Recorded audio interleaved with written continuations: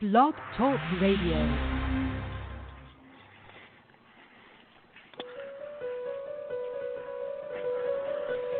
It's here. Hello? Have you checked the children? They're all taught, though.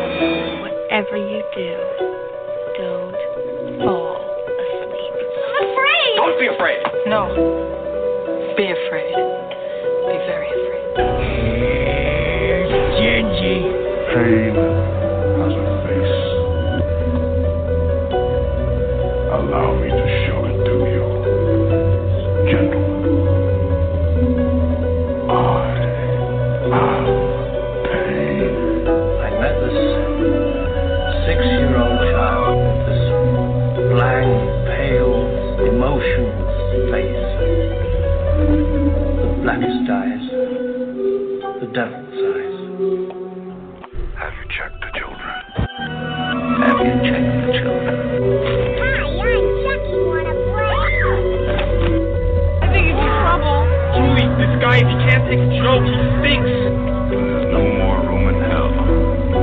The dead will walk here. Look, just a flesh wound.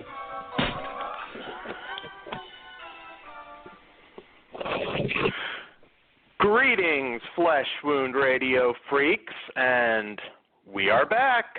I am Daniel Shine, joined finally once again by Todd Loya. Todd, how have you been? What, a month and a half now? We haven't had a show.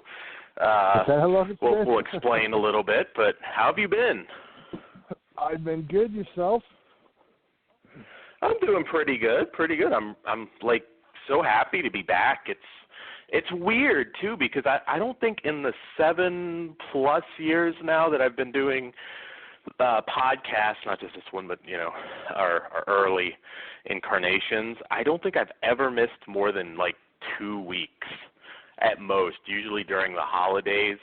And everybody was like, where the hell did you go? Are you still alive? And I was like, yeah, we just, had some technical difficulties with the card on the Blog Talk tech stuff, and it just took a long time to fix it. So, yeah, we're good. For anybody that was wondering, we're both still alive, and just like genital herpes and Terry Funk, we are for life. We're back. So, no worries. Hopefully people get the wrestling reference. We still make those, so that hasn't changed. But, what I was worried about, Todd, was that celebrity that I pissed off for like a couple weeks. I was a little bit nervous about asking about that, asking the other Horror Society people about it. I was like, I don't think that's it, but I don't know. Maybe the little person mafia took me out or something. I don't know. But no, it wasn't that. So I was politically correct that time. So I'm learning. And is that why you decided to use one of his features for one of the guest films? That is true. Absolutely, yes. I don't want people to guess who I pissed off, but I'm a big fan. It was a reference to something you were doing. I apologized. I did not realize that was a no-no, but again, it was the name of the show that you were at. So I blame you, Todd. I'm just glad he didn't get the King Kong Bundy jokes. Must not be a wrestling fan. So, so yes, we are back. There's another one of those shows coming to my town too. I see it coming up. Same promotion or? No, different ones. Vendetta Pro Wrestling. They're doing a similar theme show, but not hardcore. Oh, okay. A deathmatch tournament with that theme would be pretty cool. I mean, I've seen you said it was kind of WCW hardcore, but I've never really seen like a legit deathmatch tournament, like lighting those little fuckers on fire. I mean, that would be pretty cool. Now, I would go and see that. careful. Little fuckers may not be politically correct. That is true. That is true. I apologize. Big, well, whatever. I don't know. There's really no nice way of putting that, so I won't try. But yeah, I mean, we've been gone a month and a half, roughly, a little over a month. Not going to rehash, obviously, a month and a half's worth of news or anything, but I did want to throw out there, since it just happened in the last week, my condolences to Anton Yelchin, who I was a big fan of, and I looked at his IMDb, of course, most recently in Green Room, which I liked quite a bit. I saw that in theaters, and the guy's work, I mean, he was always good. Even if it was just an average movie, it was usually a little better because he was in it, and it's one of the few young 20-something actors that I've really taken any notice of and would maybe see a movie just because he was in it. So that was very tragic, and just wanted to throw it out there. You know, of course, Odd Thomas, Burying the X, the Fright Night remake, and he's done a lot of work in the horror genre, you know, of course, beyond Star Trek, so definitely wanted to point that out. And I don't know. I always really dug Alpha Dog, also one of his earlier ones. Oh wow, I totally forgot he was even in that. God, I forgot what that was even about, to be honest with you, but I know the name. Oh, it's an interesting film. It's young people doing stupid shit, basically, I guess is the best way to put it, and the consequences and stuff. Oh, okay. Well, I'll have to look into that. I was actually tempted to put in Odd Thomas again the other day, because I kind of thought, I was like, wow, that could have made a good franchise, but didn't get the theatrical release. I was thinking that too. I always thought that one. I mean, that was definitely one that. Well, I mean, now I don't think as much, but I would have liked to have seen that one continue. Yeah, no, that would have, even as a TV series, that one had a lot of possibility. But rest in peace, indeed. I don't know if we lost any other major horror stars since then. There was kind of a very sad trend of horror deaths not too long before we had our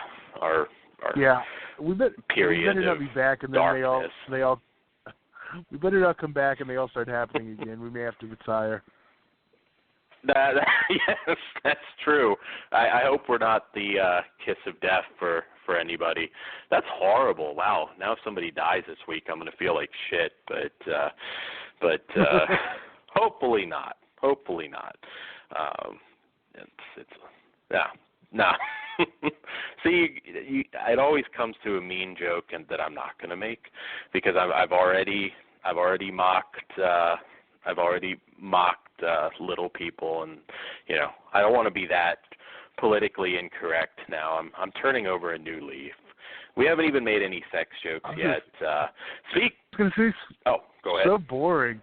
A new leaf? What kind of nonsense is that? Well, I was going to say we're working out the day, but it'll be before Thursday. We're going to have a Flesh Wound After Dark special because, quite frankly, since our time off, there were enough movies that fit under Flesh Wound After Dark that we just decided we would split it up and do that as a separate show. So we will probably sometime during the weekend, sometime around Sunday perhaps, we'll have reviews for Sorceress, Felicity, Vinegar Syndrome's recent releases, their double features, and I don't know what else we have, but we will have that for you as well, because we're trying to catch up, and but we still have some gratuitous nudity in some of our films tonight, so never fear, just none of them quite fit for Flesh Wound After Dark. And yeah, the only other bit of news that just popped up and I wanted to throw it out there.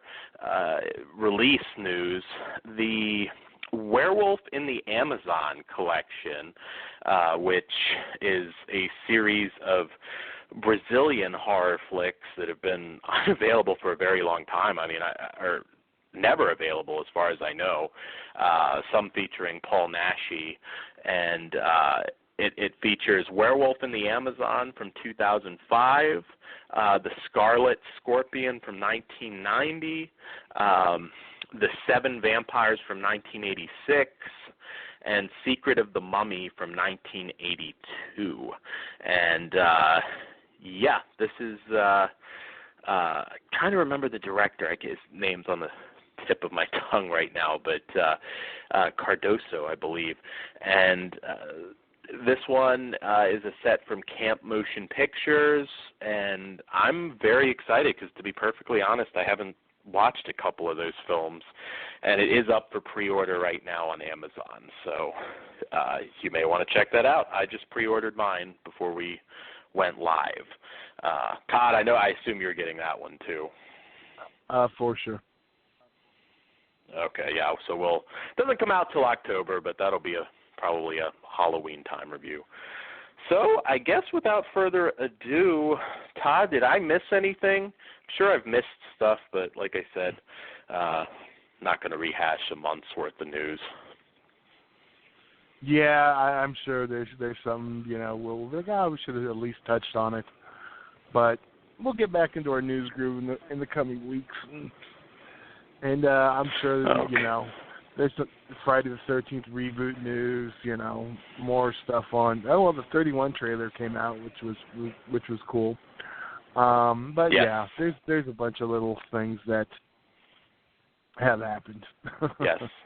Yeah, there's quite a few, and like I said, we'll be catching up on stuff. I know this weekend's a busy weekend for movies and theatrically, because I know I'm going to try and go see Neon Demon and The Shallows this weekend, so maybe we'll have reviews for you guys for those. Neon, I know, is limited, but the Mall of Georgia Theater had it, so I'm going to go down and see it there. So, first review, why not? Well, hell, we might as well go ahead and tackle this because this is one I think we reported on before we went dark, and that is Asylum's latest film, Dead 7, which stars an ensemble cast of music's biggest pop stars, should say from the late 90s there. A ragtag band of assassins team up to rid a small town of a zombie plague in the post-apocalyptic West. So this is from director Danny Rowe, the latest from Asylum, who I will say lately I loved Zombies. I thought that was hilarious and just the right kind of crazy. I preferred it over the Sharknado films, to be perfectly honest. I don't know if it's my love for zombies, but I thought that was just a really nifty movie. So I had high hopes for this. As you can imagine, I wasn't a big Backstreet Boys guy or NSYNC. I don't even know who O-Town even is, but they're in this movie. So the gimmick didn't do a whole lot for me. I know Joey Fatone. I know Todd, you know him as well, and that's mostly because he's done some other work outside of the boy band world. So I like horror westerns. I love zombies. I figured I would like this. It has its moments, but I have to say I wasn't too keen on it. There's some quick cut editing and shaky cam that really kind of ruined it for me, particularly at the beginning. I would imagine that if you know some of the band members, AJ McLean, I know, is one guy who's was apparently big back then, kind of plays his role like a 60s Batman villain. I think maybe you would find it more amusing if you know who the fuck that is. Accents come and go, but really this movie is not as ridiculous as I was expecting. which I don't know. It's weird. I don't want to say it plays it straight. I mean, they definitely have some fun with it, but it's not the type of asylum film that you expect. Although I will say, and Chris McGibbon will get this reference, hair gel and Botox still exist in the zombie apocalypse. There were some very well made up women walking around. But Todd, I have a lot to say about this one, but what did you think? Well, I'm in the same boat as you. I mean, I didn't really know, I mean, other than the one you mentioned, most of the, I wasn't bumping the boy bands. It was just kind of, I don't want to say it wasn't what I was expecting. I mean, I didn't really go in with too much on this one. I noticed quite a few people digging it, and the people that are the ones that it's the nostalgia factor of seeing these people in it.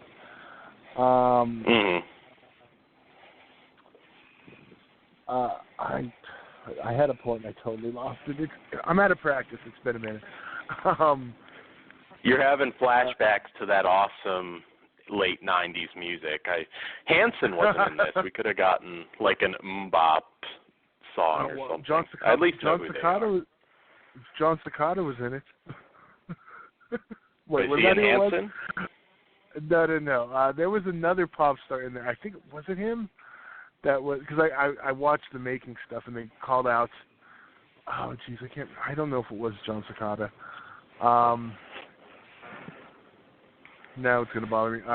You get your point. I'll come back to me when I remember what I was going. That's okay. Yeah, it's tough because I was looking at some of these guys and they look more. I mean, of course, again, we're talking 15 plus years since their heyday, but like Joey Fatone looks more like the kind of guy that would like rape the Backstreet Boys in prison now. I mean, none of them have that boyish kind of look to them anymore.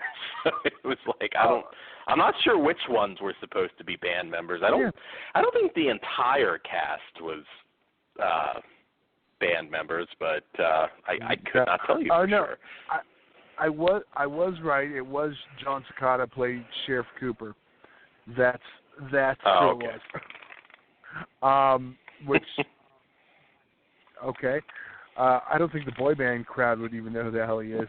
But what I did want to say, and I have to do my wrestling connection, fucking way too over the top, Deborah Wilson, many know from Mad TV. I still remember her as the chick whose teeth popped out in WCW when she seconded Will Sasso to go wrestle.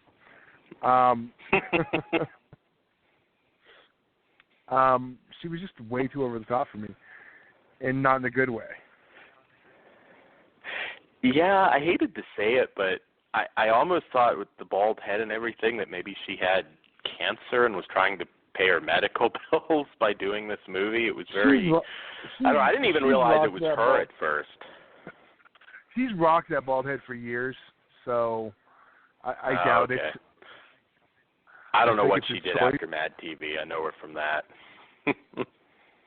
Yeah, I think she just rocks wigs sometimes. Okay. Yeah, I don't know. Like I said, it plays it fairly serious. I mean, this can't be acting, but it's definitely not the type of asylum movie that I think you might expect. There were a couple decent gore bits. There was an exploding zombie headshot that was pretty cool, and mixed with the usual CG that you'd expect. It's lively, like most asylum flicks. I mean, they're never, even if you don't care for them, they never drag. They're always fairly lively. Probably my favorite scene, surprise, surprise, was when Fatone visits the brothel. But I'm sorry to say the titties ain't larger than life in this brothel scene. In fact, there are no titties at all. So why do you have a fucking brothel scene? That just ticks me off, and I don't know. But it was funny. Joey Fatone sniffs some panties and acts like a pervert. So that was probably my favorite bit. I wanted to say I did enjoy him in the film, and I want to say he's probably one of the better actors out of the pop bunch. That's true. Yeah. Yeah.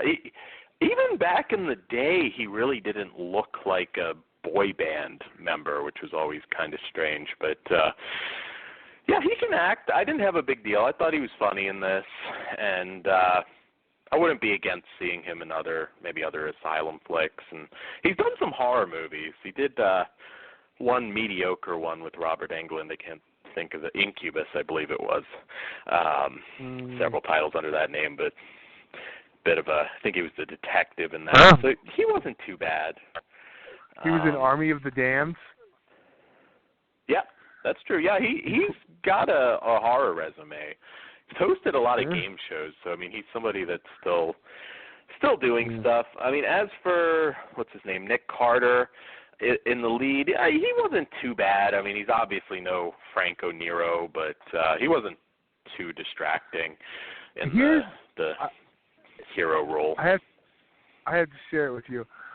His first credit as an actor, well, technically it's not even his first credit because he's uncredited, but it says he was in Matinee in '93.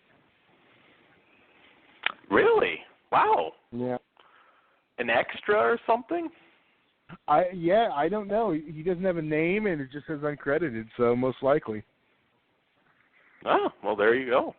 I'll have to. Well, that's coming out from Arrow, although that's not a U.S. release from them. But I'll have to see if we can spot him in that. Probably a little kid, but I am a fan of that movie. I love William Castle, and I loved watching that. That's one I actually remember seeing in the theater. So I will have a trip down memory lane. Funny thing with that one, when the one time I went to Florida and went to Universal and all the stuff over there, it was, that summer before the movie came out, and all over is just props from the movie and stuff when you're waiting in line. It was just all matinee stuff. And I'd already heard about the film. But, yeah, it was actually pretty cool. That was my highlight of it. I remember being down in, I guess it was Disney or wherever it was, when Thunder in Paradise was playing, and I can't remember the actor's name, but he was actually there for something, Chris Lemon? Chris Lemon or something. Yes. Yeah. Yes, he was down there, and I didn't meet him or anything. I mean, obviously I was excited because I was a wrestling fan, but yeah. Well, that's enough for side stories, but yeah, I could tell the story. That's true. I will say I did run into Justin Timberlake once, and the fucker, because he was in the same restaurant, I had to wait like 50 minutes for my fucking cheese sticks. They're fucking cheese sticks, because all the goddamn waitresses were all over his table with his entourage, and that bastard made me wait almost a goddamn hour for cheese sticks. So he wasn't in this movie, but it still bothers me, and I'm just throwing it out there. So anyways, back to Dead 7. Yeah, I mean, I didn't hate it. It was fine for a one-time watch. And again, like I said, I really don't know any of these guys, so the gimmick itself didn't sell it. I do think if you remember the Backstreet Boys and I think 98 Degrees and some of the others that were in here, you'll probably get more of a kick out of it than I did. I give it a 2. It's a little below average for me, and yeah, I don't know. It just didn't work. Wasn't my cup of tea. And I do want to throw out there, the Blu-ray, if you decide to get it, is only at Best Buy right now. So Asylum's doing Blu-rays again, I guess. Well, they have everything in Germany. I keep forgetting to tell you that. I got to find out their region for you. You can get Zombies, and it's a Blu-ray 3D, 2D combo. Like everything over there. They convert everything. Is it region free on Zombies? Because you'll have to send me the link. I love Zombies. I will, and I want to say it probably is. I want to say all of that German Asylum stuff was, but I'll have to look into it. Well, I'll look after and find out. Absolutely. I'm in the same boat. I think if you're a fan of that stuff, you're going to, or if you're a fan of these guys, you're going to find something you'll find a lot more to get out of it than us. I mean, if they did the same thing with like 80s porn stars, damn it, I've gave this a 20. So. Yes. Well, and they better. In that case, we know the brothel scene's going to have some gratuitous nudity. They no choice. Well, you never know. I mean, look at the last Jim Warnowski film. Yeah, that is true. Sharkansas was boobless, so you never quite know. But I've got to say, like Nina Hartley, Ginger Lynn, Porsche Lynn, etc., fighting zombies would be pretty badass, and yeah, we will definitely do that. I was gonna say, how about 80s wrestlers versus zombies? Now that would be pretty cool. Didn't that already happen? Pro wrestlers versus zombies? You sort of, but I don't know. That one, I mean, they filmed parts of that. Yeah, something like on this level, like Sci-Fi Original, where they're actually in it more than just an extended cameo. That would be pretty cool. I don't know. That you could have Jimmy Snuka in it. He could kill a bunch of them and then forget about it later. And I don't know. It'd be pretty cool. Yes, there. That was a mean joke, but. Wow. I'm in shock, Dan. The end of the movie, I didn't do it, holding the bloody bat. But yes. So 2 and 2 for this one?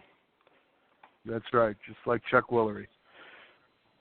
There we go. Hey, 80s game show hosts. There you go. I was going to say, one person's going to get that joke. Yeah, minus the guy from Family Feud. Yeah, you were thinking the same thing. I think it was Family Feud. I think it was. I don't know. The younger dude back then that killed himself. I don't remember, but he won't be in it. But Chuck Woolery taking on zombies would be pretty badass. Yeah, I agree. Alex Trebek. That wasn't the form of the question, motherfucker. I want to see Will Ferrell as Alex Trebek doing it.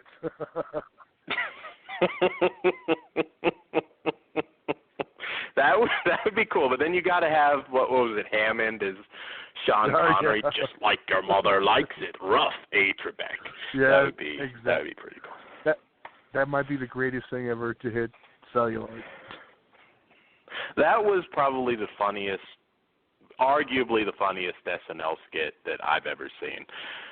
So there you go. Dead 7, complete with all sorts of references to our other random shit. A 2 and a 2 didn't work for us, but one other thing I did want to throw out there. It's not really.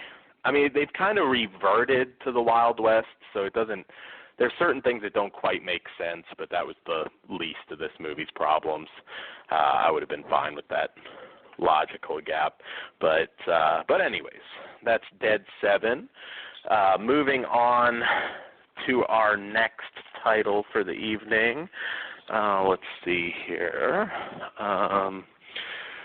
Well, Todd, I know you and I both love us some Rudy Ray Moore, so let's do a retro title.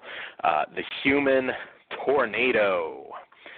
This is probably, directed by Cliff Rockmore, and probably one of the most wild and entertaining of the 70s blaxploitation films.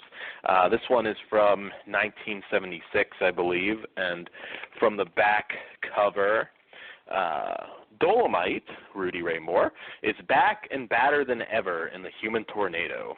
After being run out of town by a racist sheriff, Dolomite returns to L.A. only to discover that Queen Bee's club has been taken over by the mafia. On top of that, they have also kidnapped 2 of Queen Bee's top girls. With the law hot on his tail, Dolomite rounds up the toughest kung fu fighting badasses in Southern California to take on the mob, culminating in one of the craziest surprise endings in blaxploitation film history. Wilder and more over the top than its predecessor, The Human Tornado is a nonstop assault on the senses, combining comedy, action, horror, and jaw-dropping weirdness, featuring supporting performances from Ernie Hudson, who I had forgotten was in this, Jimmy Lynch, and world karate champion Howard Jackson. This is, of course, the new Blu-ray, restored from the original 35mm vault elements. So, Todd, what did you think? This is, of course, the second one, and I think maybe my personal favorite, probably. What do you think? Where do you stand on Human Tornado? I am the same way, and it's been years since I've revisited them all. But this was always my favorite. I'm kind of interested to see how the next in the series is, because that was always a close one. So I'm going to see how, once we revisited the next one's Petey Wheatstraw, right? Yes. Okay, yes. So, but as of right now, yes, that is definitely my favorite. And I can,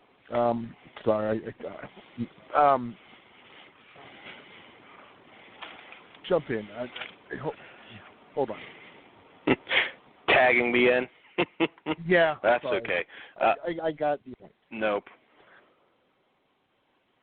No problem. Yeah, the first one is hilarious. It's a great movie. Of course, we're big blaxploitation fans here, but it definitely this is like that was like the Alien to the Aliens with this. The production values are much better in this film. Where to start? I mean, it's fucking hilarious. It's politically incorrect. I think it's actually one of the better blaxploitation flicks, period, even beyond just the Dolomite films. Rudy Ray Moore's stand-up during the nightclub act was just absolutely hilarious. I mean, he was mocking the one larger lady and her husband, and it kind of seemed like he was just shooting. I don't think they knew this was coming, apparently. There's even an actor in there that he said some things that kind of shocked him a little bit. And the action, I mean, it's so over the top, but this one flows really well, mixing everything. I mean, like I said, the comedy, the insane fight scenes, which were still better choreographed than they were in the first one, and of course we get some nudity. I was going to say everything about this one's better than the first one. And that's not a knock on the first one, because I dig the first one. I think it's you have a director that actually cared this time versus the last time, and I mean, one of the standout moments is when when he gets it on and the whole bed thing. That's actually one of the funnier spots. The sex scene where the roof starts caving in on the bed. Yeah, that was pretty crazy. And in the extras, they kind of go over how they did that. I mean, Rudy Ray Moore was never a great actor, but he just always had that presence about him that is just so cool. I mean, I wish he had made even more movies like this. I mean, he was great and one of a kind. I mean, shit, I don't know if you've ever seen some of his records, but like there was like fully nude women on the cover of the records. I mean, it was pretty edgy at that time. And I think it really carried over to this. I mean, and the film, it's weird. I mean, it's all over the place with the old lady torturing Queen Bee's Club Girls. That was just like a really bizarre excursion into horror territory. When Rudy goes to Cavaletti's wife's house and she starts titty tweaking to a pornographic art picture that he brought. There's so many funny scenes in this movie. It just the fantasy sequence where the girl's getting double teamed by the dudes. Wow. It's just one-liner after one-liner, the sped-up fight scenes.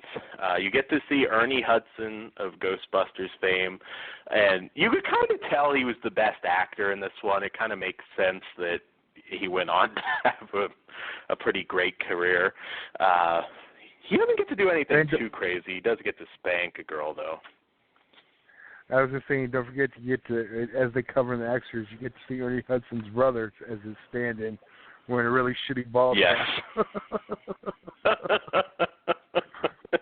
Yeah, and he goes over about how he's like, we're not even going to see him, don't worry, and it's like they have these like fucking close-ups where it's obviously a different guy. But the production values are better, but it's still low budget.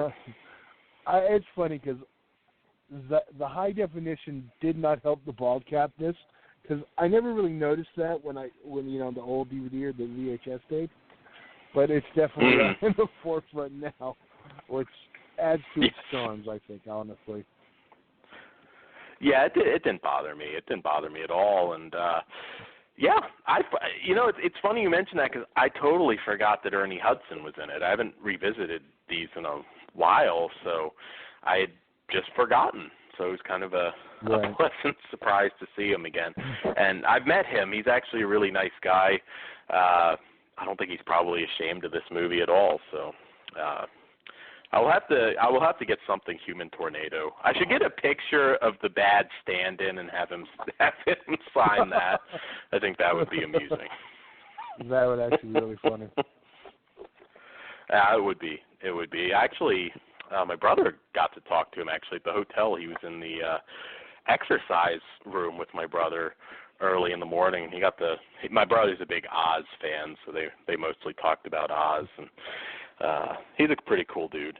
But yeah, I mean, as far as the extras go, everything from what I remember is ported over from the Xenon discs. Lots of information on the movie. I mean, pretty much everything you could want.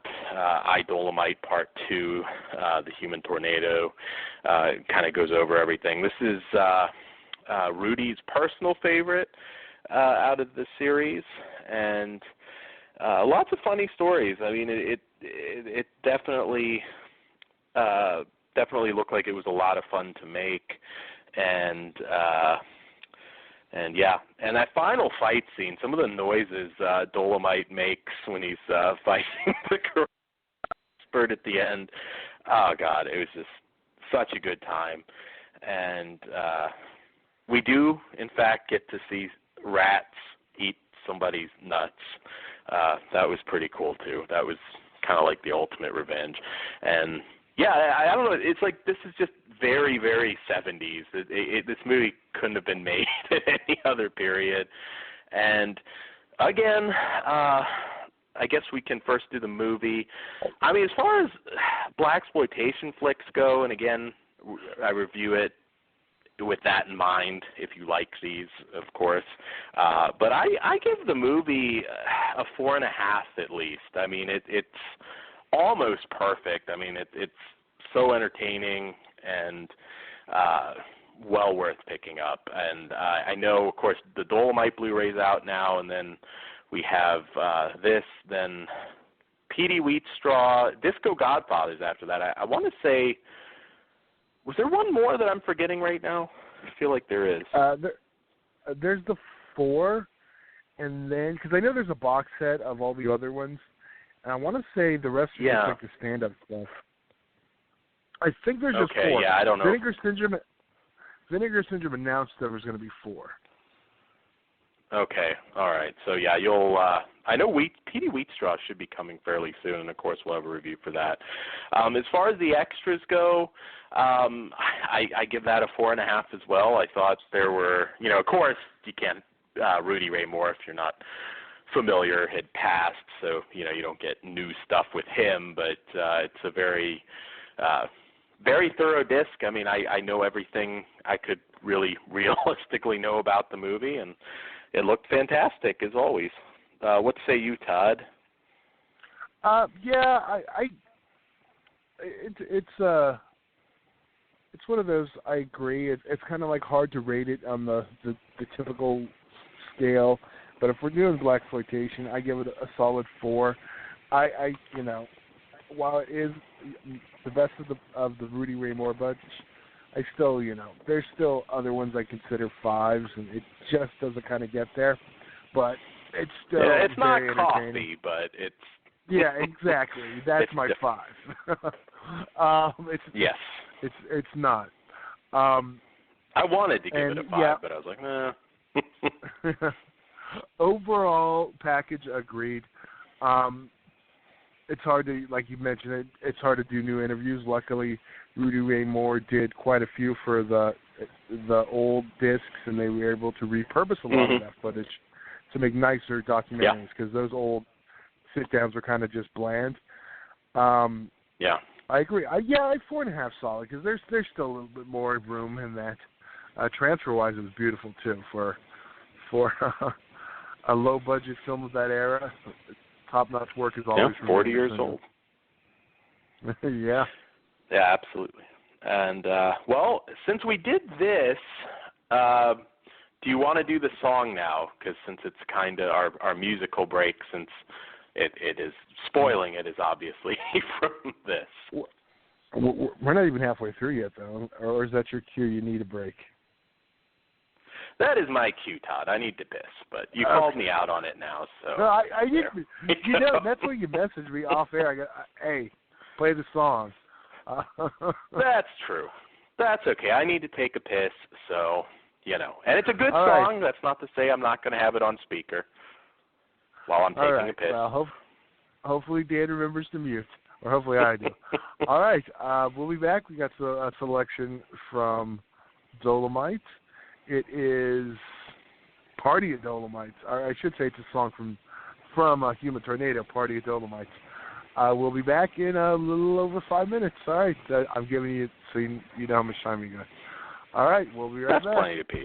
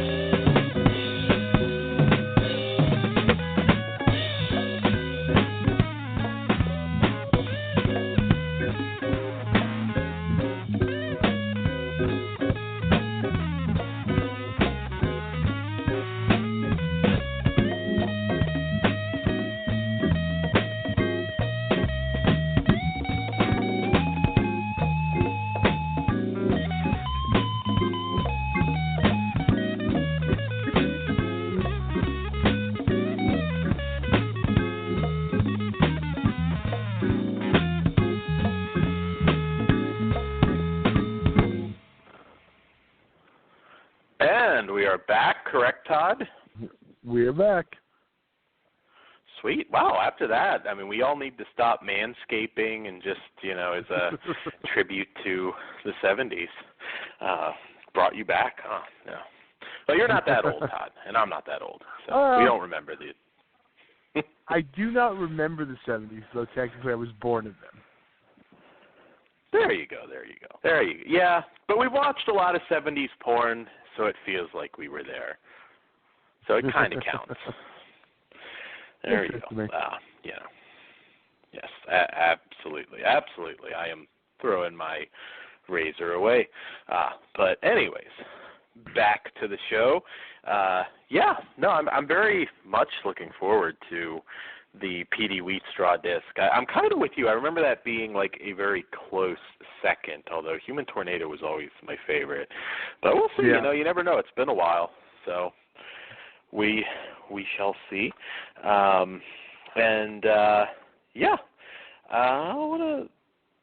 Something I wanted to mention now, skipping my mind, but we're getting back into the groove still. So I guess I want to get out a solo. It's our only solo for the evening, and I will say I'm very passionate about this film.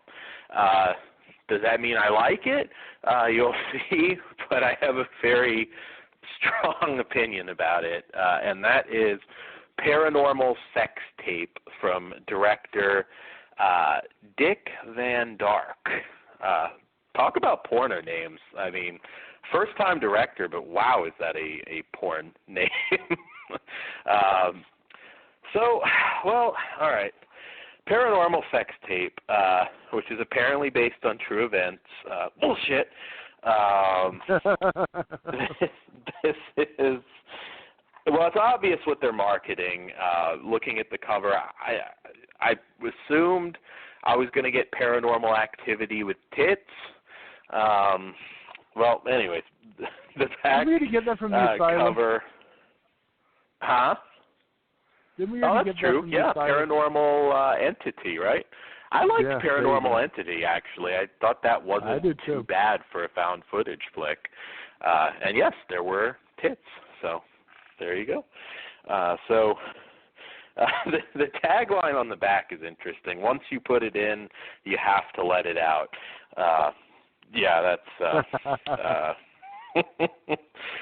So on the back cover, there are over 25,000 demonic possessions reported each year.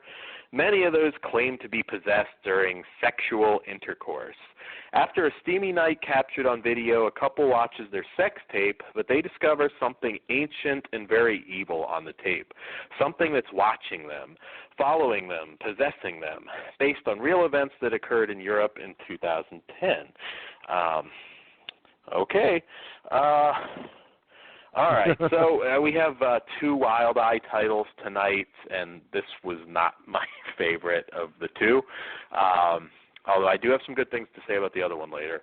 I don't know about you, Todd, but this one was, God, it just felt like I just had Negan's barbed wire bat shoved up my ass without lube.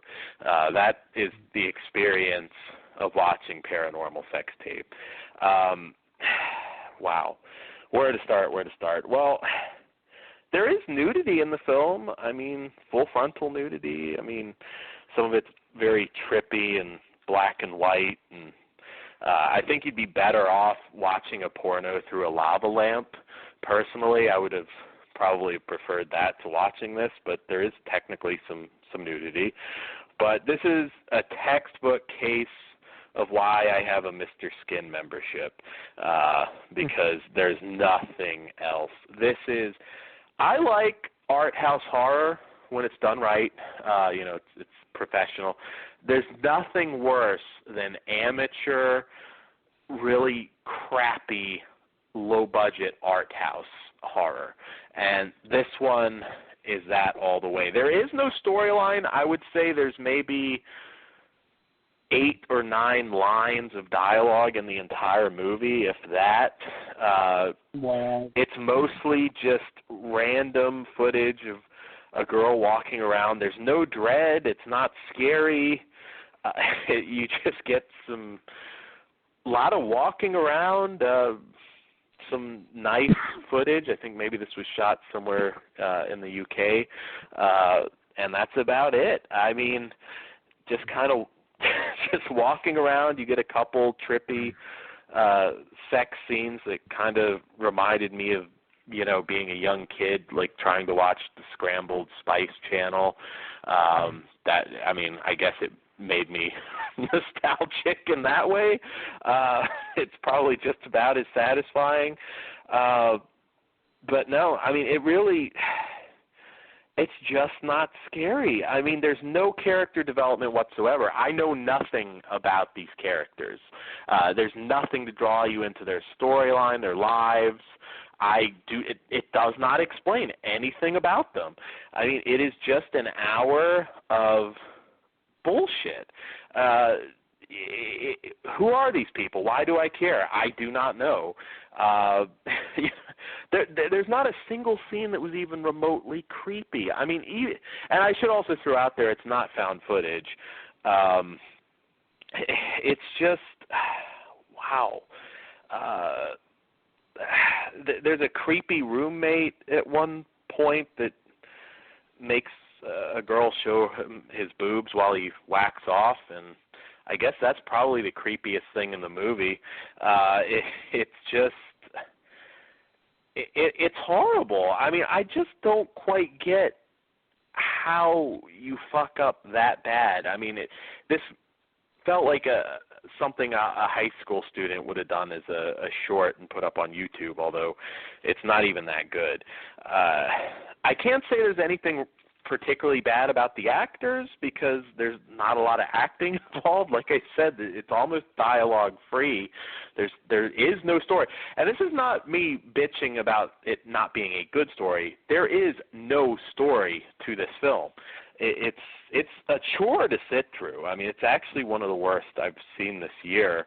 But I will say there is a good Wild Eye title that we're going to talk about later, but at least for me. But this was not it. I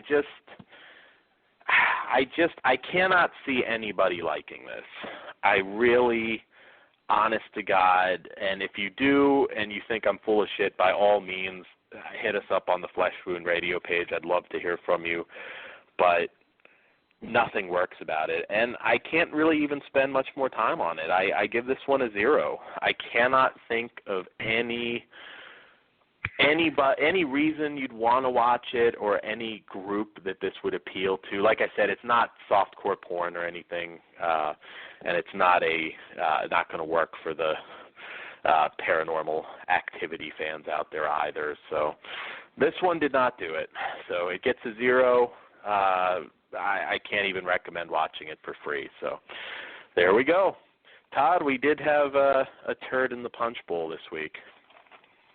And I somehow lucked out and missed it. There you go.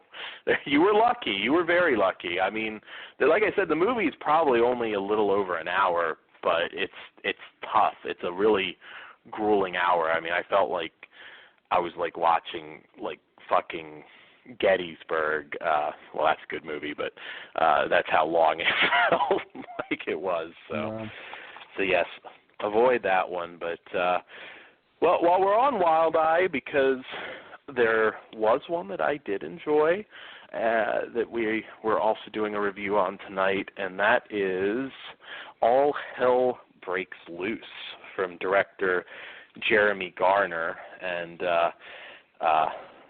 I'll talk a little about this. I am a big fan of biker horror flicks, which there have been some that we'll maybe talk about a little bit. And from the back cover, a story of love, leather, and brutal violence. When the Satan Sinners, a vicious biker gang literally spawned from hell, attack a bride and groom on their wedding day, they get a fight they never imagined. Now armed with some divine intervention and firepower, the murdered groom is out to save his wife any way he can before she is sacrificed to Satan, even if it means dying over and over again until the job is done. With the help of the local sheriff, a priest, and a cowboy who might just be God, all hell breaks loose in this insane, bloody homage to vintage 70s and 80s action and horror flicks, featuring Danger Erin from Jackass. So, Todd, I'm a big fan of biker horror flicks. Of course, Chopper Chicks in Zombie Town. I bought a vampire motorcycle, which is really funny. Werewolves on Wheels. Dear God, no, a more recent one. And even regular biker flicks. I'm a big fan of the Aussie biker flick Stone, probably my favorite. Yeah. What do you think? I mean, are you a big fan of this genre, and what did you think about this film? I wouldn't say I'm a big fan. I enjoy, pretty much what I've seen. Pretty much in the horror genre. Haven't ventured out too much outside of that. So I'm more specific. I mean, the biker scene of Dawn of the Dead is one of my favorites too. Though technically not a biker horror film, they play a major role. That's true. But yeah, I do agree with that, and I am a fan. And with this one also, I definitely did dig it. I thought I wasn't really sure going in because I wasn't sure what was tone, what we were getting into at first, because at first it felt like a different movie until the bikers show up, which I would have been fine with that first movie too. But once they showed up and things start to change in what's going on, I really got into what was happening. Yeah, definitely. I was very impressed by this one. I do like this genre. It's definitely tongue in cheek. It's not quite as. I kind of thought this was going to be more of a trauma vibe. It is I suppose in parts, but I loved the fact that they at least mixed practical effects with some of the CG. Mostly practical. There were several good gore moments in this. It gives you pretty good bang for your buck for a low-budget movie, and that out there, that was very, very welcomed. I really enjoyed the cast. I thought the cast was really funny. Aaron McGaney, I believe is his name, from Jackass, is kind of a Elvis-loving biker, kind of amusing little role from him. And, lots of good gore. It really kind of captured that just crazy-ass feel of these movies. I love the concept of this dork getting resurrected over and over and trying to figure out a way to rescue his wife from these, or soon-to-be wife from these savages. And, it's one of the cooler storylines I've seen in a while. It is low budget, but it makes the best of it. Like I said, the gore is really good. You get exploding heads. It doesn't get too ridiculous like a lot of parodies recently, which I think actually is probably a good thing, because I've watched some recently that it just felt like they were trying too hard. There's a lot of good humor here. There's some gratuitous nudity that doesn't feel like you're watching it through a lava lamp, unlike our previous review. I would like to see the Satan Sinners ride again in a sequel, personally. I like this one quite a bit. I thought it was a great indie movie. Yeah, I agree. I'd like to see more, and especially with the ending. I'm kind of interested to see what. You can't talk too much about that, but But that Yeah, very end, true. do you think that was just you think that was a fuck up and they just kept it in? It felt like it to me. It probably, yeah. It was an interesting ending. I kind of liked it, to be honest with you. I did too. Well, I don't mean the actual. I meant like the very right before we hit credits. I know what you mean about the ending, but I meant the fall. Oh yeah, yeah. I know what you mean. Yeah, it. Okay. I enjoy. I hope we can get a follow up to this. I know with any indie movies, sometimes getting a sequel out there, particularly on the level of this one, because it is very, very well put together. I was very happy with it. I think this is also a first-time director, but he's done some special effects work on Melvin, and a low-budget zombie movie I liked quite a bit from a while ago. So I think his effects background showed, because there were some good gore bits in this one. And it was shot in Oregon, I believe, so kind of a one-time stomping ground for me. And I don't really see a whole lot of films there, which is a shame, because it's such a Pacific Northwest is such a beautiful area. And I really enjoyed it. I thought the cast did a good job as the bikers. They really just captured that feel. There've been similar movies that have used real bikers. I don't know if anybody was legit or not in this one, but they pulled it off. They pulled it off quite well, and I also enjoyed the pervert priest who likes to sniff women's wedding veils. That was great. I liked it. I really dug it. Make a good double feature with Chopper Chicks, which I kind of want to watch now. I know you're a Troma fan, so I know you're probably Billy Bob Thornton's best movie, I would say. Better than Monsters Ball. Monsters Ball didn't have lesbian biker chicks and zombies, so yes, Chopper Chicks and Zombie Town is Billy Bob Thornton's best movie, and I dare anybody to argue that point with me. I don't even think he'd argue that point with you. He probably wouldn't. Although I will say he did butt-fuck somebody in front of John Ritter in Bad Santa, so it's close. Bad Santa's close, but I'm still going Chopper Chicks and Zombie Town. But anyways, back to this one. I really enjoyed it. It did most everything right. Maybe ran just a touch long, but I really don't have anything particularly bad to say about it. I really thought it delivered quite well. And on an indie scale, if you enjoy low-budget films, I give this one a 4 out of 5. I really enjoyed it. It's one I would actually watch again. And like I said, make a good double feature with Chopper Chicks or Werewolves on Wheels, if you want to go back to the 70s. And what say you, Todd? I'm at 3.5.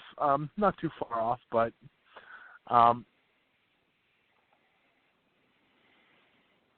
did you not hear me? Did I cut out? It went dark there for a minute. You gave it what? Okay. Okay. Sorry about that. I'm good now, though. I can hear you fine now. Yeah, I'm just making sure it may have just been me, but just in case they didn't hear you. Okay.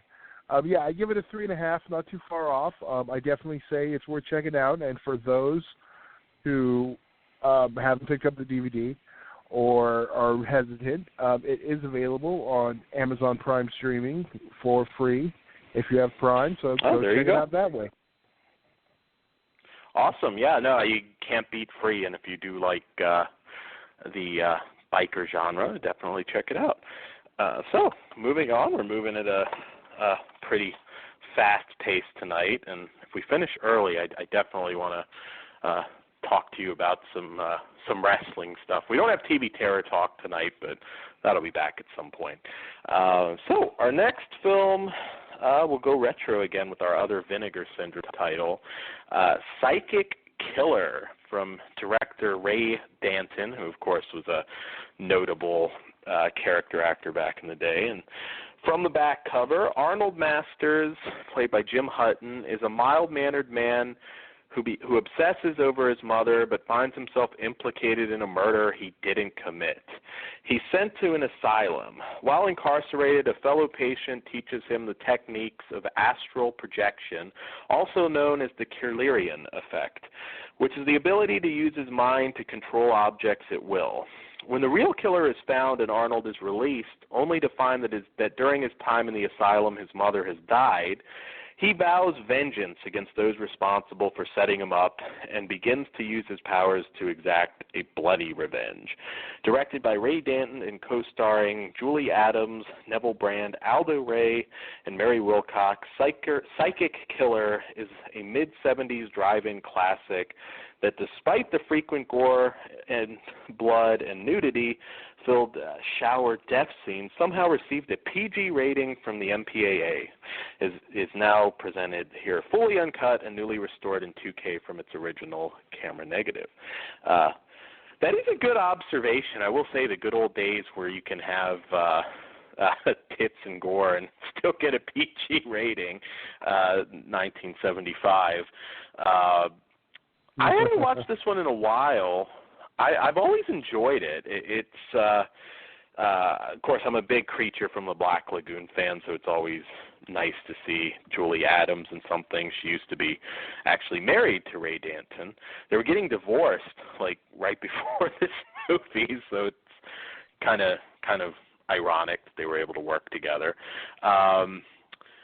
Yeah, I've always liked this one. There is some arguably uneven humor at times for an otherwise serious film, but it's still, I don't know, it kind of works. I mean, it's almost like that, like Last House on the Left, in the sense that, you know, you could have this absolutely vile rape/torture scene, and then you have like the Keystone Cops walking around during the movie. So this is something that managed to have the humor in there while also, you know, being a serious horror film.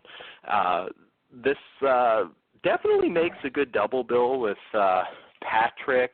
A lot of similar themed films at that time.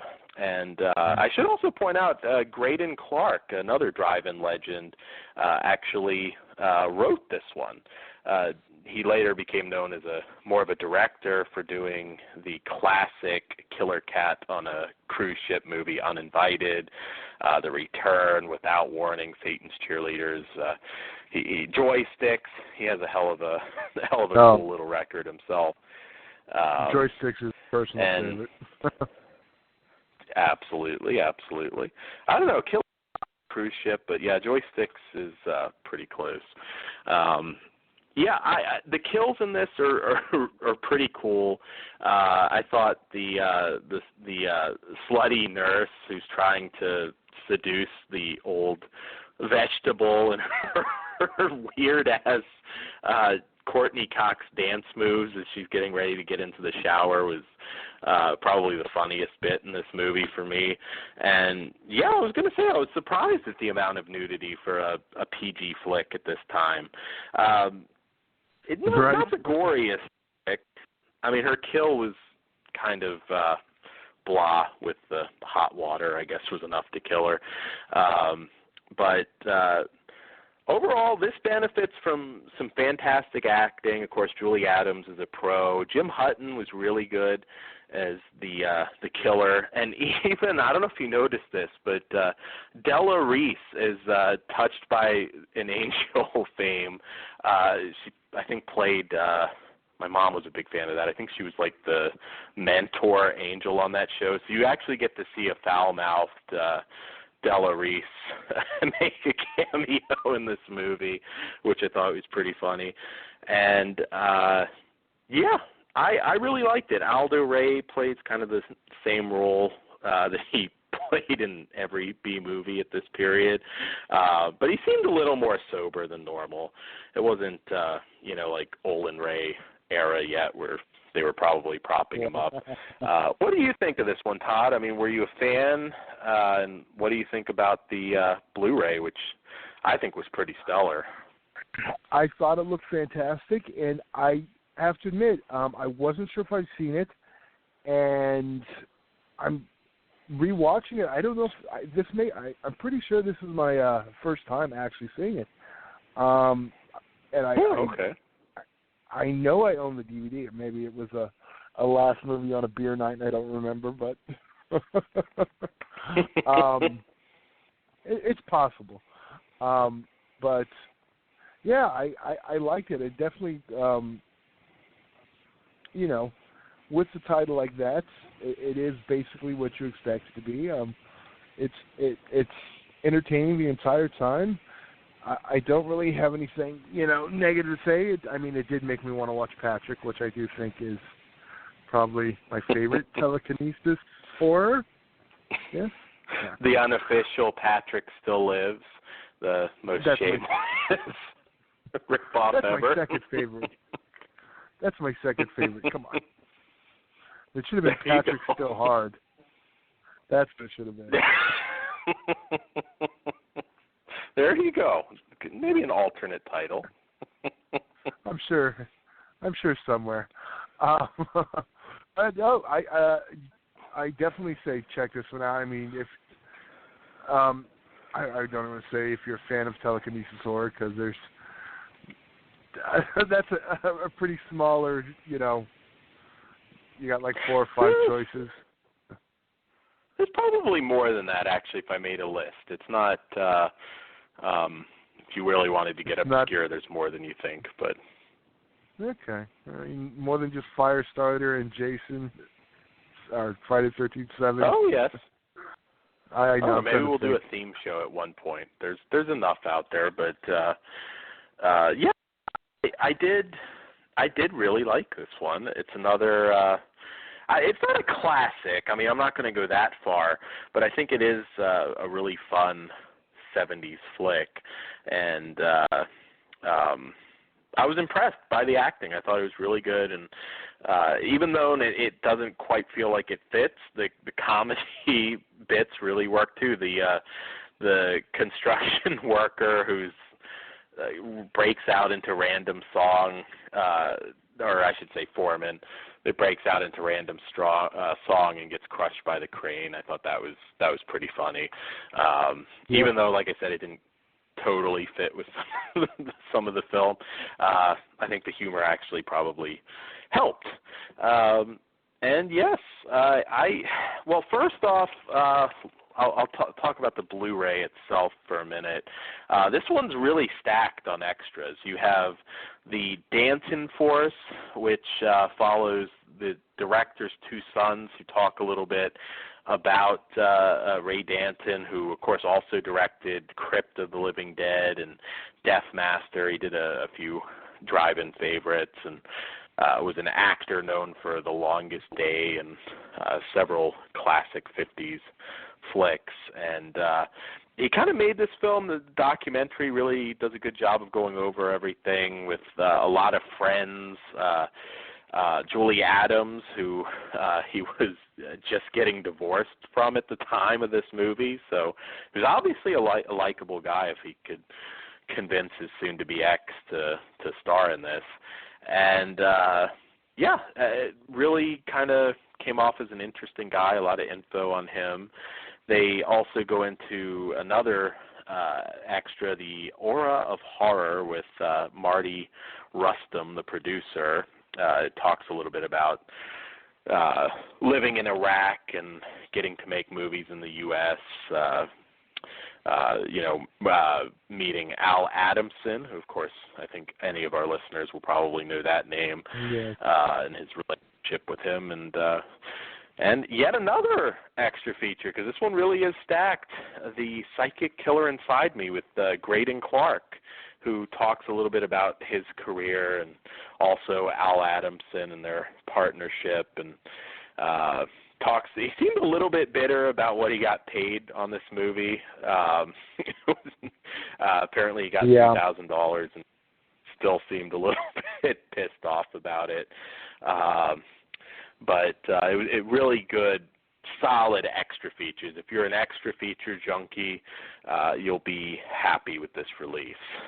So I give the extras 5. I couldn't ask for more. Ray Danton himself, of course, is dead, but they did a good job. Lee Adams, of course, is on here, and I've met her before. It's kind of cool seeing her. The movie for me, I give the movie a 3.5. Like I said, it's not a classic, but if you are a fan of 70s horror, I think it's definitely one you'll have a good time with. Todd, what say you? I guess I'm just a little harder on everything since we've returned. I give the film itself a 3. You become bitter in your old age, Todd. Apparently. I give the film a 3. I definitely think it's worth checking out. It's definitely worth owning. It's just, I can't give it more. But overall package, definite 5. I mean, there's nothing else you could ask for from this. And as I mentioned earlier with the other title from Vinegar Syndrome, transfers top notch as to be expected from it. So. Absolutely, yeah, no, definitely, and I was really happy with this release. We'll probably, since we've been gone so long, we'll probably have more Vinegar Syndrome stuff. Of course, we will have the rest of their recent releases on Flesh Wound After Dark, and they did take June off, so I don't think we have another batch of Vinegar Syndrome stuff till the end of July. Maybe it's the middle. Okay, there you go. Well, that's actually good then. We'll be all caught up with Flesh Wound After Dark, hopefully this weekend at some point. So that's our Vinegar Syndrome titles. We have one more movie for you this evening, and that is Funhouse Massacre from director Andy Palmer. This is a new Blu-ray release from Scream Factory with a pretty impressive cast. From the back cover, on Halloween night, a group of the United States' most notorious serial killers escape from Statesville Asylum and descend upon a giant funhouse whose theme is based on their different reigns of terror. The unsuspecting carnival patrons think that the carnage created at the park is just part of the show, until they become part of the main attraction. The only people left to stop the killers are a ragtag group of college kids, a clueless deputy, and the local sheriff who seems to have a strange attachment to the leader of the maniacs, the silver-tongued devil, Mental Manny. This chilling thriller features supporting turns by horror icons Clint Howard, Courtney Gaines, and Nightmare on Elm Street's Robert Englund as the warden. So definitely a hell of a cast. So Todd, what did you think? Did it live up to your expectations with this type of cast? I will be honest. I was a little overwhelmed, or underwhelmed. I don't want to spoil one of the lead names on the cover, but I'll just go with it was more of a Danny Trejo appearance and more of his recent genre outings. Well, it was better than some of Trejo. I will say Trejo is one guy, I love him, but some of his direct-to-DVD stuff has been wretched. He's got a few good ones, but he's had some wretched releases lately. Yeah. But, overall, it wasn't horrible. I'll admit I was expecting a lot, because before I see Robert Englund's name on something and, like, oh, great, this is going to be another shit pickle. But as of late, I've actually been excited to see him and stuff. He's been doing some good stuff. And I am a fan of horror films set in, haunts, I guess. Funhouse. What's the word I'm trying to think? Well, Funhouse, of course, Tobe Hooper, probably the best one. Well, yeah, but I even like stuff like Bates Motel, or sorry, not Bates Motel, Bates Haunting, and there was a few others around that time. Scare Zone, yeah. There's a lot that are shot in local haunts. It kind of makes sense. Yeah, I was kind of underwhelmed. It was a cool premise. I liked it. I think I was just expecting more out of it.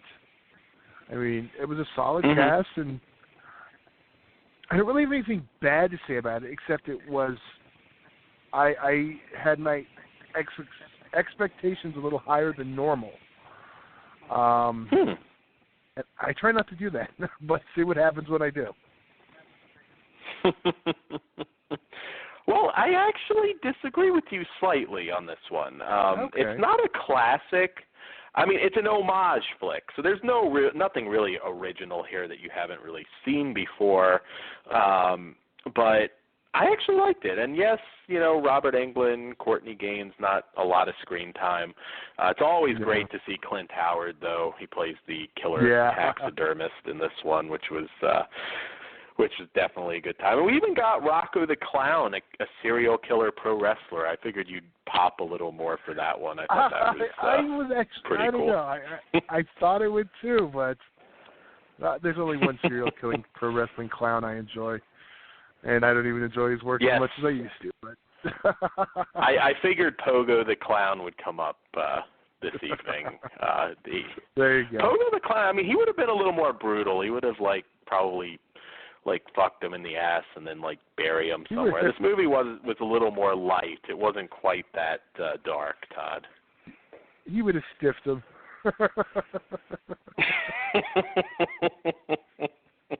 Definitely. But I don't know. I kind of thought this premise was still, I mean, not totally original, but it was still kind of cool that the killers were coming, and it could have.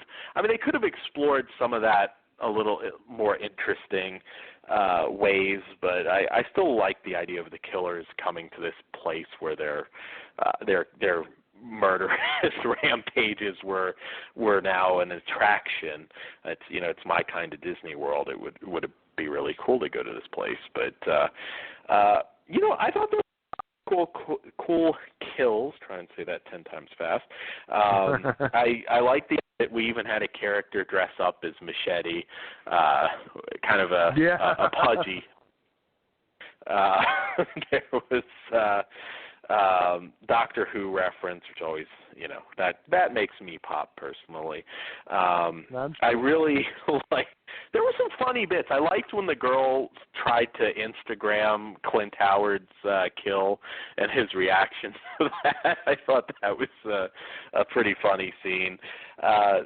It's goofy fun. I can see this one, though, particularly as we get closer to Halloween, being a fun watch. I mean, this isn't going to be anybody's favorite new horror movie by any means, but it entertained me. And like I said, it's not scary at all. It's all pretty goofy.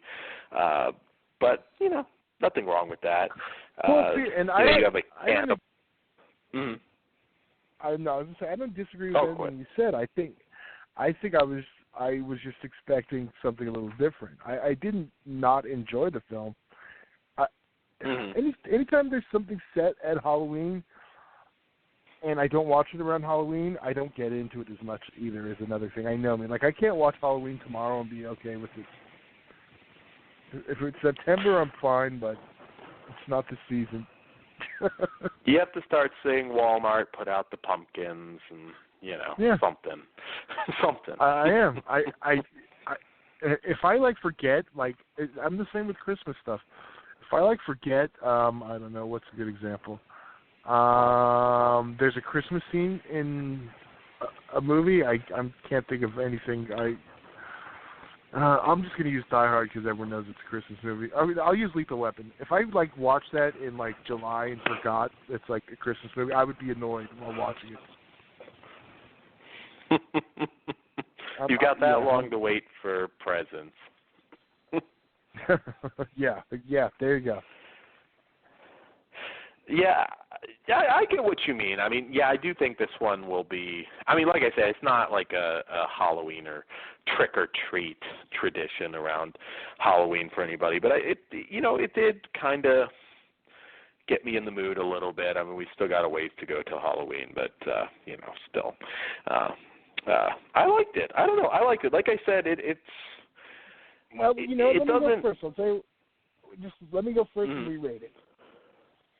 I want to see where we're at on this one.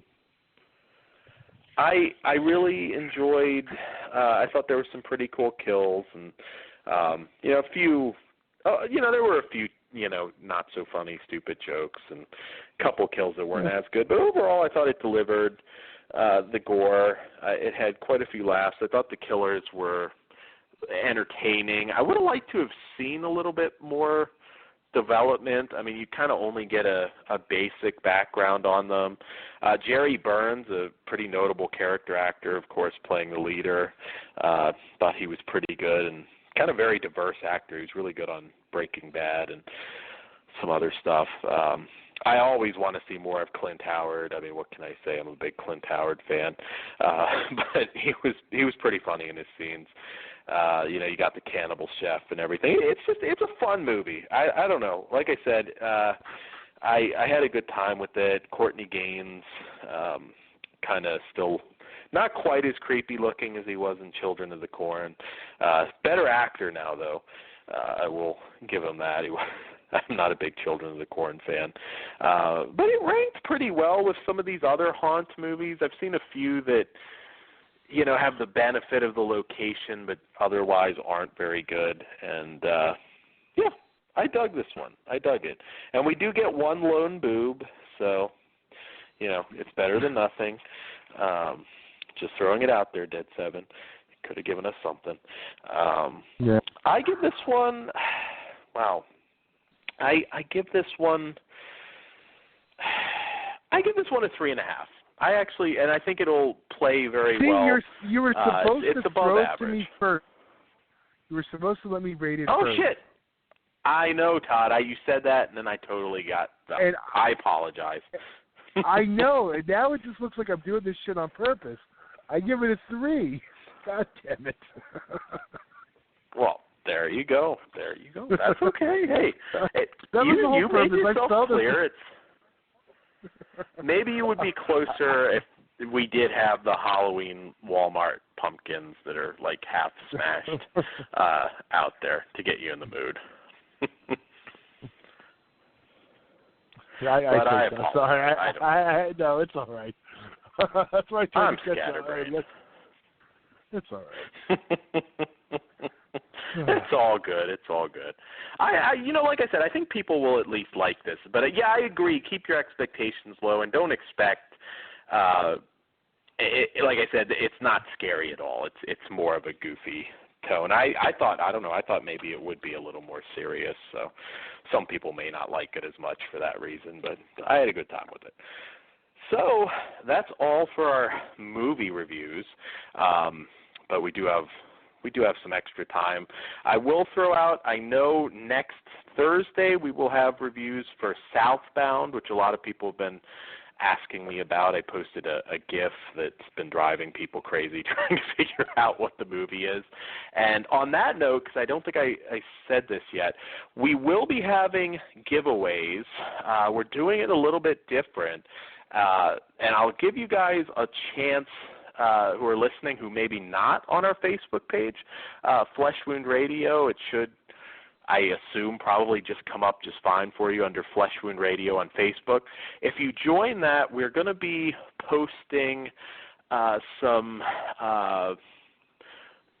images from movies, maybe, GIF, meme, whatever, some trivia, and we'll have a few things to give away. We'll do that periodically once in a while. I should have at least a couple things to give away. There are some already up there, but I'll post it and specify that this is for the prize giveaway. And that way, if you get it, you get the right answer, the first person in the comments, you can PM me your shipping info, and I will send you whatever I'm giving away at that time. So I figured it's a better way than doing it over the phone, because then sometimes it can be a bit of a problem if you're not in the group.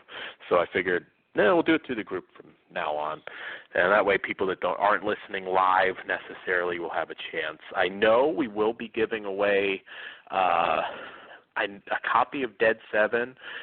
Might have a couple Code Red DVDs for you guys, and it'll be in the very near future. So I'll give you guys a chance to join the Facebook group so you can keep an eye on it. And yes, so next week I know we have Southbound. We'll have the Rabid Dogs remake of the classic Mario Bava flick. Alien Factor, the new Blu-ray, is out, and we'll have a few others to be announced. And also keep your eyes out for Flesh Wound After Dark. It'll be a special that we're running since we have a bit of a build-up. We'll have Sorceress, which you've watched, Todd. It's the never-before-seen unrated version. I haven't popped it in yet, so I'm really curious. We'll have... I want to see if you noticed the difference. I thought I would. Apparently I don't remember the film as well as I thought, but... well, that DVD's been out of print for a very long time. Yeah. I don't think I've watched... Well, I am a fan of the film. I'll give that much away. I know Dan is too. So... Yes. Julie Strain in 1080p. You know, it's going to get a good review. Yeah. I don't see how it wouldn't. I've already watched it. I don't want to spoil it, but Felicity, one of my favorite Ozploitation flicks, will be doing a long delayed review for that one, but wanted to tackle Severin's Blu-ray of that, and like I said, Vinegar Syndrome, and I think we'll have some other stuff. So it'll basically be a almost full-length Flesh Wound After Dark special. So getting caught up with you guys.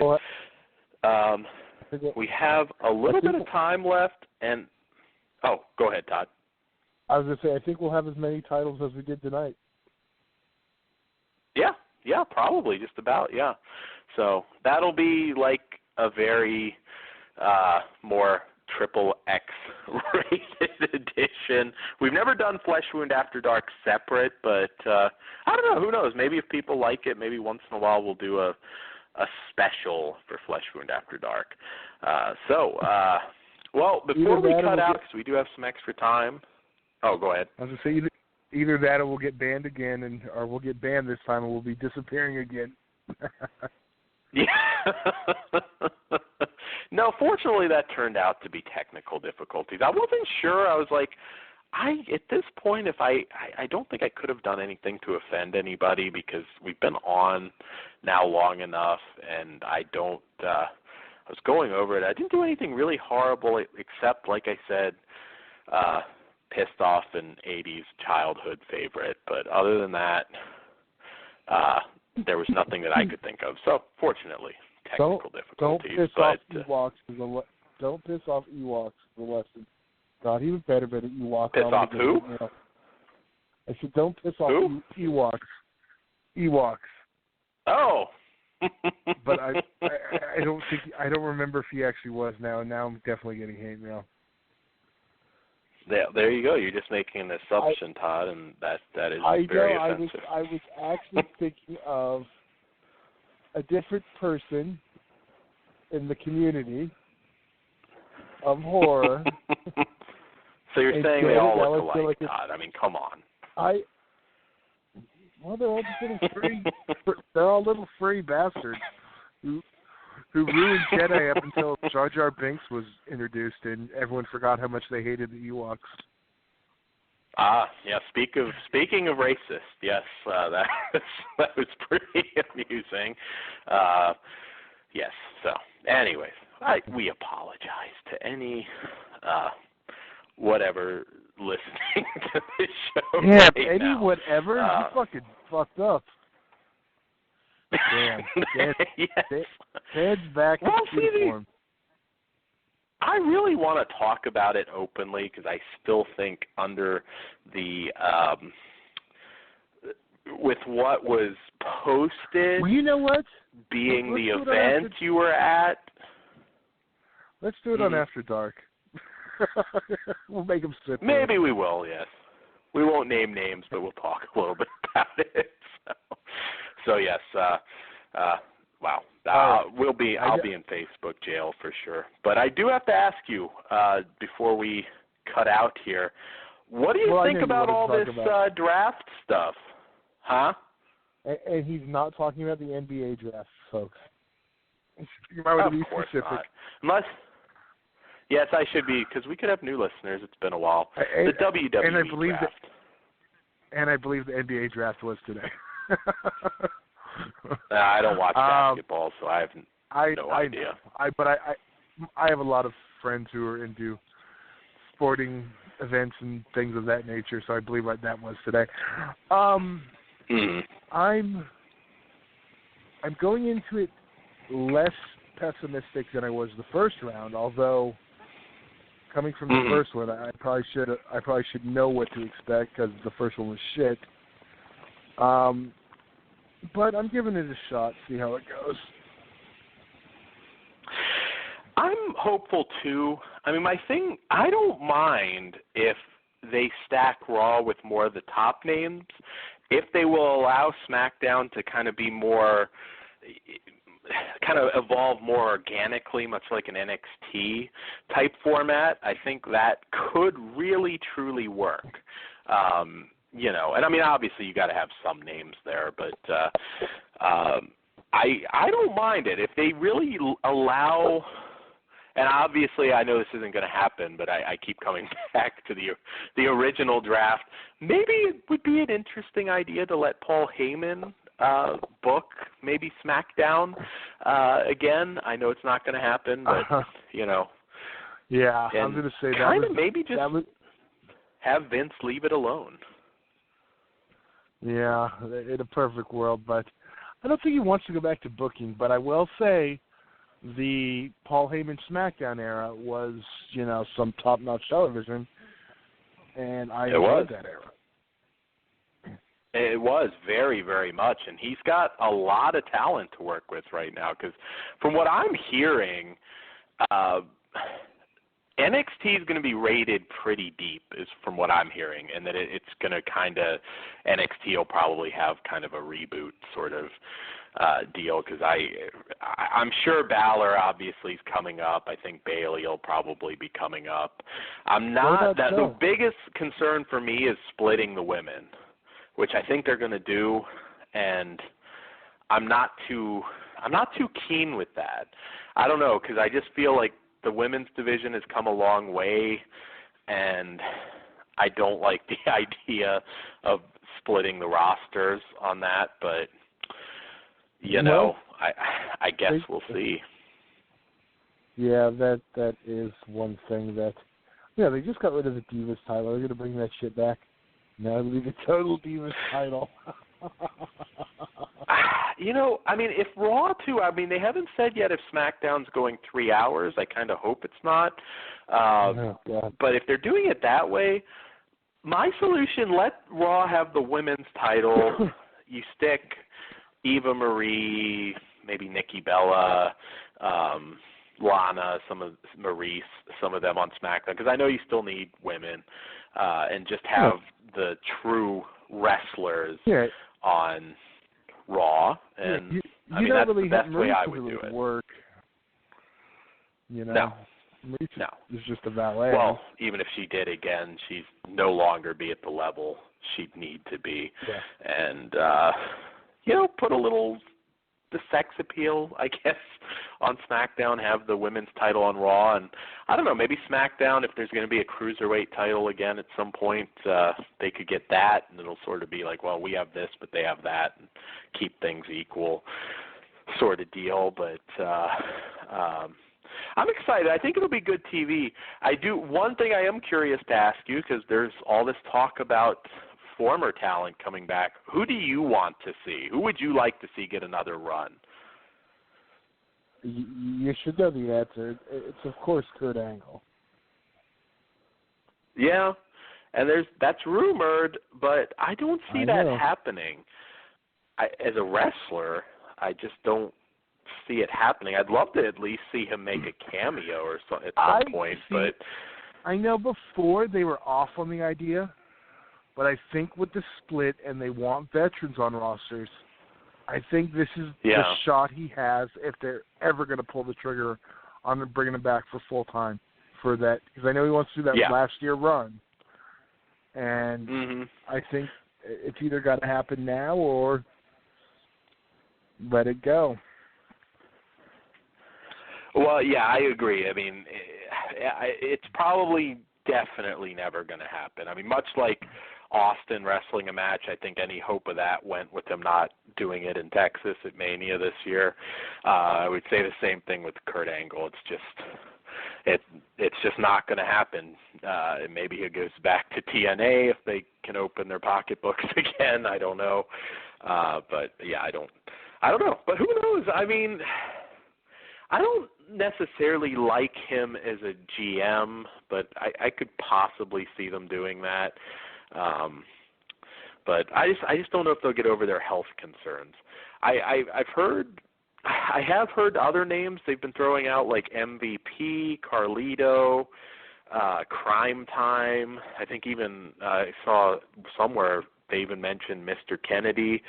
A lot of interesting veterans that they're at least talking to. So nobody really on that list that I necessarily see having a huge run, but it'll at least add some interest. I could see Carlito joining Primo and Epico, which I've got to think maybe that factors into why they just disappeared from TV after their debut match. So maybe that one will at least come true. Yeah, that is a strong possibility. I think could happen. Rey Mysterio, I think RVD will probably be back. I have a feeling. I could see them reaching out to him. Maybe give him something more interesting to do this time. But I don't know. I'm pretty excited for it. I think it'll be good TV at least at the beginning. And I don't know. I just hope maybe they bring in some fresh minds. I think Heyman would do it if they asked him. I really do. I think if they told him, we will give you some creative freedom to do SmackDown as you would like, I could see him doing it. But again, that's probably wishful thinking. But I don't know. A lot of talent in NXT, so it could work. I just don't know what they'll do if there's another like apocalyptic wave of injuries like they had before Mania. That's one thing that I think is going to be a bit of a concern, because if that happens, they could be in some trouble, especially for live events. But are you excited? Because I know we got to see Joe soon. I am excited at the possibility of seeing Joe AJ again in the WWE. Yes, very. Did you see AJ's interview? A lot of TNA mentions. I was like, wow, they straight up said Dixie Carter.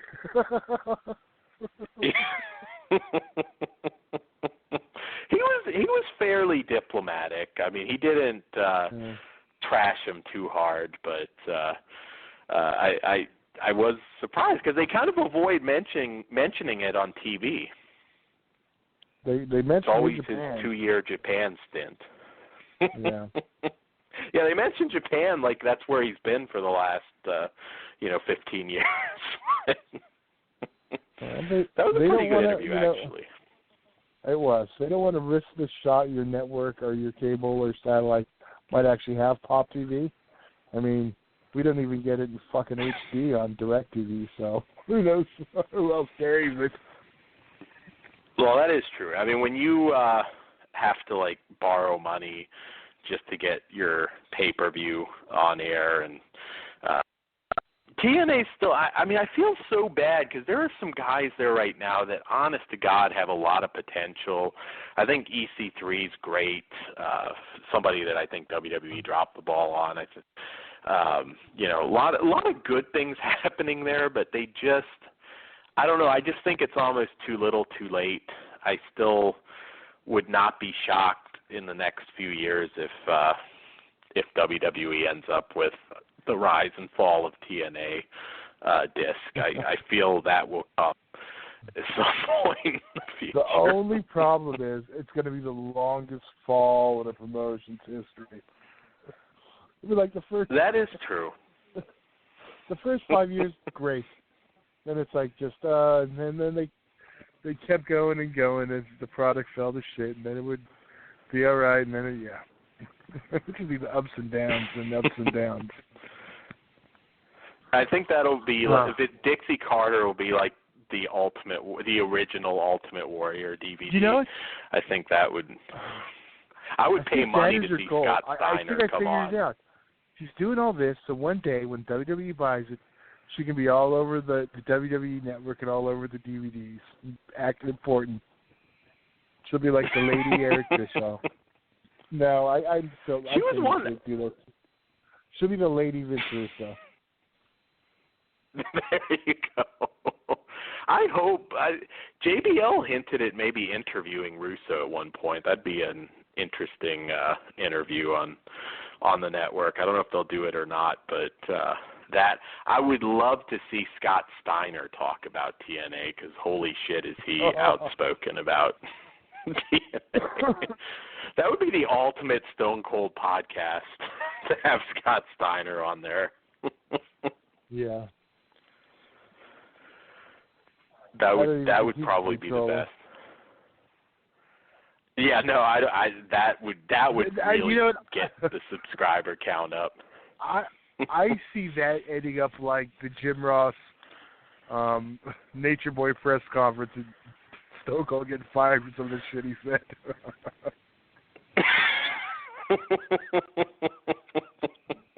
It probably would. Somebody must have said something in his earpiece because he kind of looked a little bit pissed off during the AJ interview early on, like somebody was maybe talking in his ear or something. If you look back, he did seem a little bit annoyed, but I thought it was a pretty good interview. I will say with Dixie Carter, it's weird because everybody talked about how nice she was in the early TNA days with her, but then it just sort of, it seemed like after the, Jesse Sorensen thing where she said he was going to still have a job after the neck, and then she fires him anyway. Then people started saying negative stuff. It turned when Jeff left. I think Jeff acted. Yeah. Jared acted as a buffer for all those years. Mhm. And kind of. I think that's the big difference. I think it was too, and he got a lot of shit too. But I think he has a pretty good head for things. And I mean, hell, Victoria called Dixie Carter a cunt in a shoot interview I saw. So there's a lot of negative stuff out there about her now. But I always heard before she was nice but clueless. That's kind of was the consensus until recently. But fucking AJ basically called her a money mark straight up. She wasn't her on TV. I mean, the funny absolutely, thing about and that was the problem. Mm-hmm. The funny thing about that is all the people she let go now she's gonna want now because they want it on WWE television. Oh yeah, no, that's the ironic thing. I mean, I know James Storm. I mean, I hope he got a decent payday, and he probably must have to do it. But I still just gotta think right now he's just shaking his head and probably drinking a lot. He figured it out though. He figured it out. He went to NXT, did a shot, and then was like, "Oh, Dixie wants," and got paid. Yeah, that's true. I mean, I guess if they can get their finances straight, they can maybe get back to a point. But I do think they need to drop the TNA name now because the name, unfortunately, is just dog shit now. I mean, people just associate it with negativity, and I know things are bad when they're hyping on their website that an agent has just re-signed with the company. That's that's pretty bad. Wow. I was like, oh, yay. I'm waiting for like Earl Hebner has re-signed with TNA. We are paying some people. Yeah. But well, I don't know. Wait till he starts bootlegging the TNA merchandise. I'll let him go. Yes. But nobody would buy it though. So then that's true. he kind of got fired for nothing. But, you know, I don't know. I'm excited about it. I'm keeping a good attitude about the draft. And before we go, I got to at least mention how shocked were you at the Roman Reigns suspension? I guess they don't protect the top guys. Yeah, I was. I mean, I was shocked in a way. I mean, I was shocked. I'm not shocked he got busted or something. I'm shocked that he wasn't bulletproof, I guess is the best way to put it. Okay. Yeah. No. Do you think now? Being his third title run, I think it was important for that one to last a while. Do you think his suspension is why Dean Ambrose is champion right now? Because otherwise, I was pretty surprised when he dropped the title at Money in the Bank, and then when that came up, I'm like, oh, okay, well, I think that probably is why. Possible. It is. I mean, isn't he supposed to be on Monday to finish up the angle? I don't know. Yeah, it is. Well, I don't think so, because if it's a suspension, they'll want him at. I would think they still are going to go ahead at Battleground. He's just obviously going to lose. Well, yeah, they've done it before though. They did it with, I want to say, Hardy. I mean, they can still make them come to TV and not pay them. Yeah. Well, yeah. No, Roman's not going to make a stink about that for sure. But I have a feeling they'll just wrap it up so he can disappear for the rest of the 30 days and do Battleground, Battle Bots, whatever the fuck the next show is. Remember, the 30-day suspension would be up in time for Battleground. This is one of those weird times. It's 5 weeks? Yeah, it is. I mean, he comes back like 2 or 3 days before, so I mean, yeah, it's kind of the elephant in the room. I'm pretty sure he will. I think that's what they'll do in Angle. They'll do it. He'll disappear until Battleground. Yeah. Just have maybe an Ernie Hudson body double. One of the Usos can dress in the riot gear and just underneath the car he got ran over, just have the legs sticking out.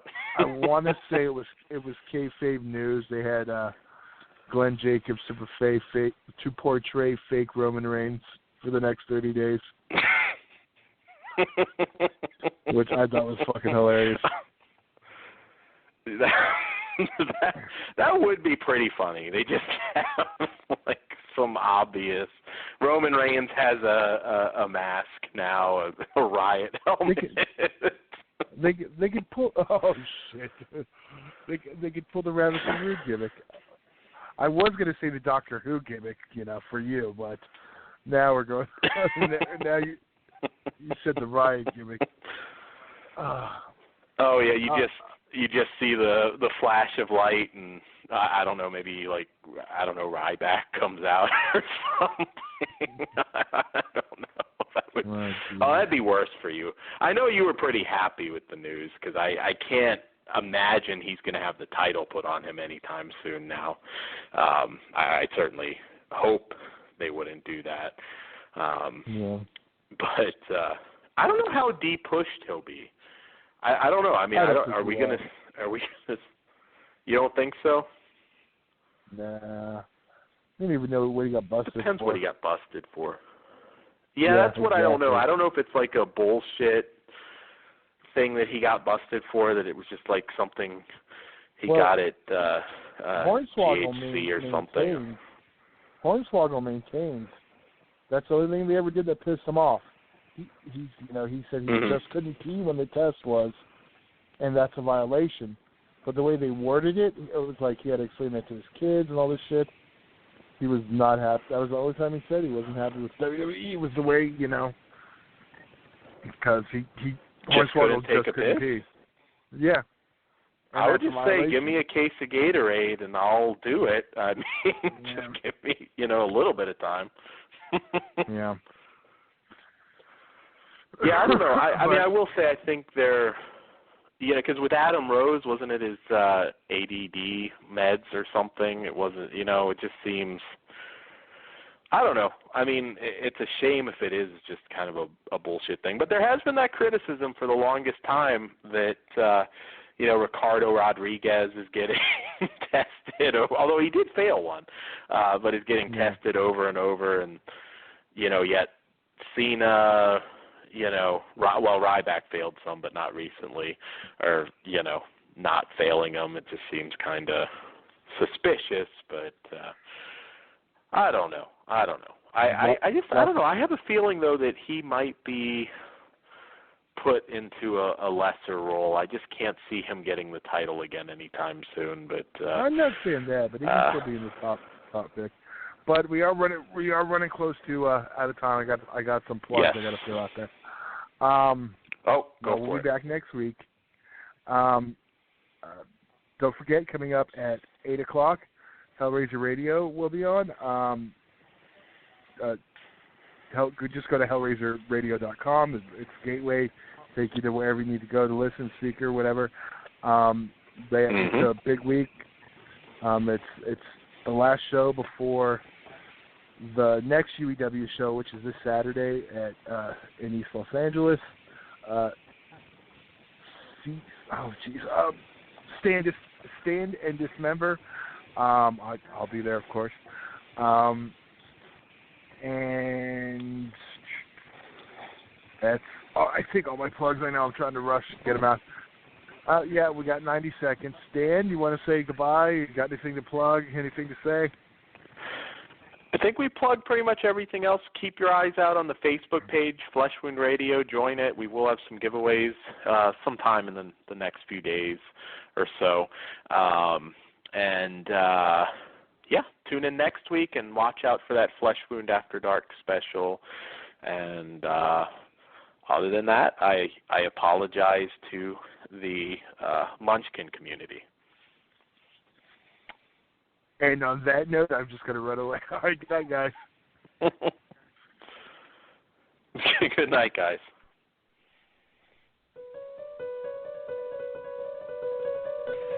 It's here. Hello? Have you checked the children? They're all taught, though. Whatever you do, don't fall asleep. I'm afraid. Don't be afraid. No. Be afraid. Be very afraid. Gingy. Pain.